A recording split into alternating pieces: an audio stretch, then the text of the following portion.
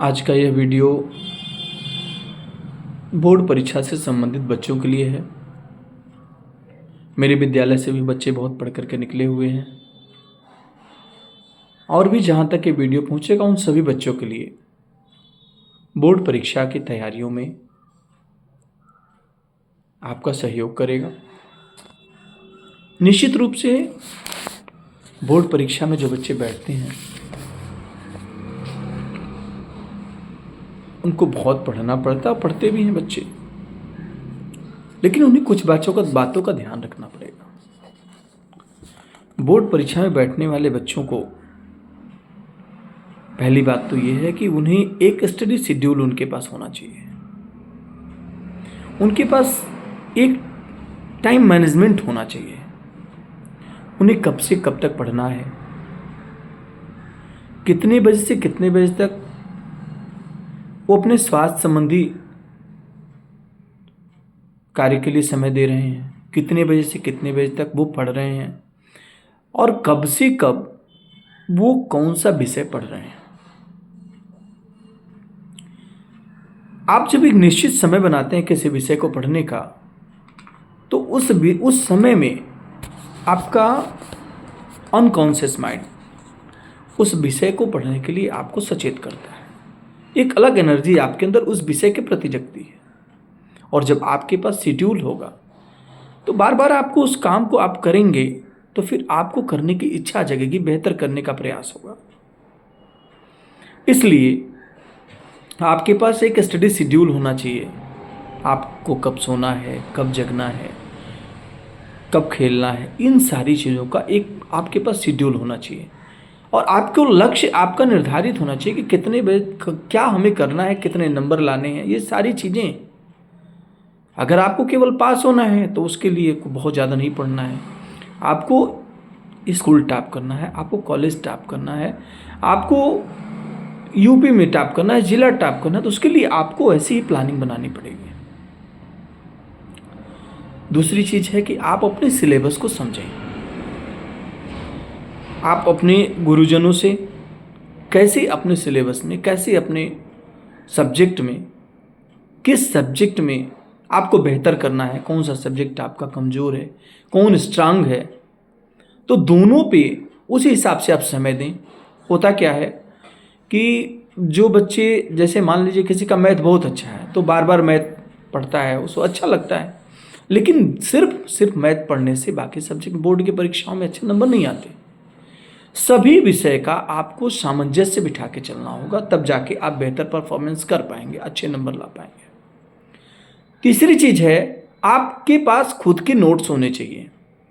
आपके पास अच्छा study material होना चाहिए। अच्छे स्टडी मटेरियल के साथ साथ आपका खुद का अपने स्वयं का बनाया हुआ नोट्स होना चाहिए, क्योंकि जब आपका अपना स्वयं का बनाया हुआ नोट्स होता है तो वो नोट्स आप ज्यों ही एक बार देखते हैं तो चीज़ें तैयार हो जाती हैं।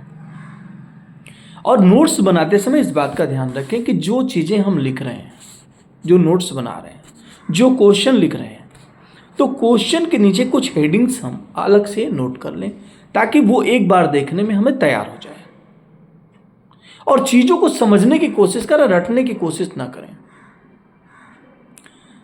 चौथी बात ये है, आप नियमित प्रैक्टिस करें।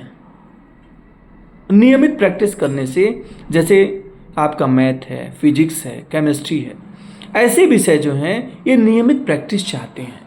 इनके लिए आपको नियमित प्रैक्टिस करना पड़ेगा। 10th के बच्चे हैं तो उनको अपने सब्जेक्ट के हिसाब से नियमित प्रैक्टिस करें, नियमित रिवीजन करें। आपको बार बार चीज़ों को रिवीजन करना पड़ेगा। ऐसा नहीं है कि आप एक बार पढ़ लिए, एक बार याद कर लिए तो वो हो गया, नहीं, ऐसा नहीं है।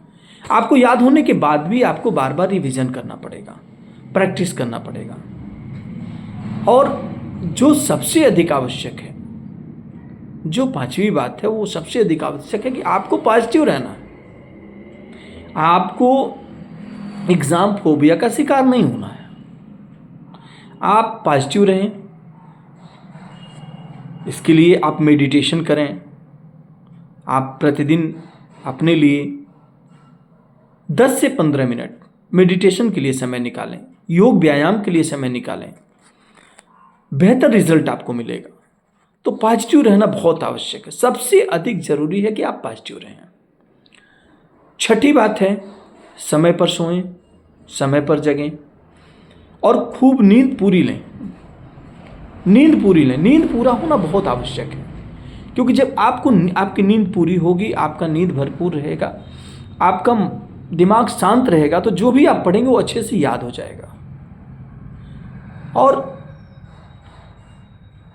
उसके बाद एक बात का ध्यान रखना कि आपको ओवर स्टडी से बचना है।